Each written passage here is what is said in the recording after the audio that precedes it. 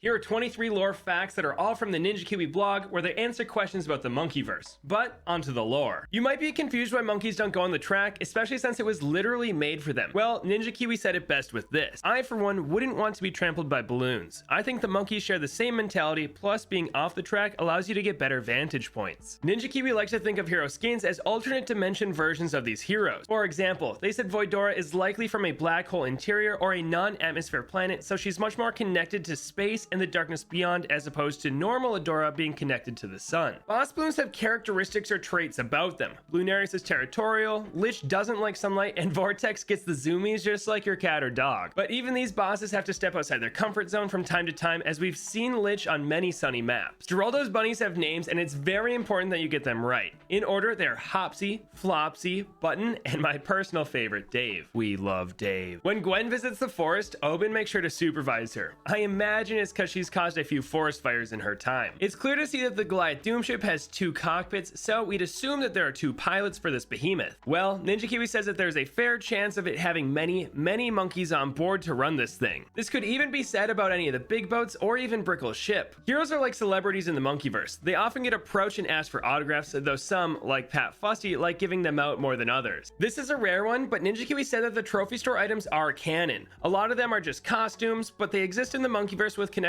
to heroes, towers, or balloons. If you're anything like me, you've always wondered why top path alchemists can't buff middle path elks. Well, now we have an answer, and apparently it's because mixing such powerful concoctions could have serious side effects, especially when the middle path concoctions are somewhat unstable to begin with. The reason monkeys can shoot through each other is because their weapons have been tuned in such a way that they don't hurt other monkeys. You can thank Dr. Monkey for such a valuable breakthrough. The reason blimps stay floating even when they have cracks and tears all over them is out of pure spite. That and a mysterious force that they are filled with that keeps them afloat. Because dark champions resemble a certain superhero that we won't name, one could assume that its parents might be dead.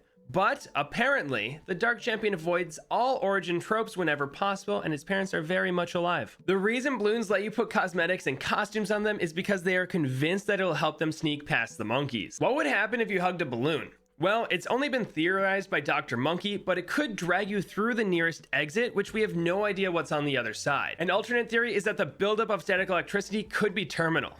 Yikes. The Bloons have their own language filled with high-pitched air noises and squeaking. Because we all love Pokemon, it's important to know what types our heroes would specialize in. Gwen would obviously be fire, Adora would be a psychic fairy mix, Izili would love dark types, Striker Jones would rock a bunch of dragons, and my man Pat Fusty would just pick the cutest ones out there. Dart monkeys kind of have a cannon for an arm, so how high could they throw a dart? Well, there is a legend that the highest a dart monkey has ever thrown a single dart was 1,337 meters or monkey hands. We're not really clear on the units they use. Either way, talk about an arm on that guy. I have big news, and it's that monkeys can breathe in space. Though I think they just said this to calm people down about moon landing. Don't hate me for this one, it's straight from the blog. But there's a cleanup crew that clears maps of debris after every battle, and it's made up of towers that no longer have any practical uses, like the Bloon chipper.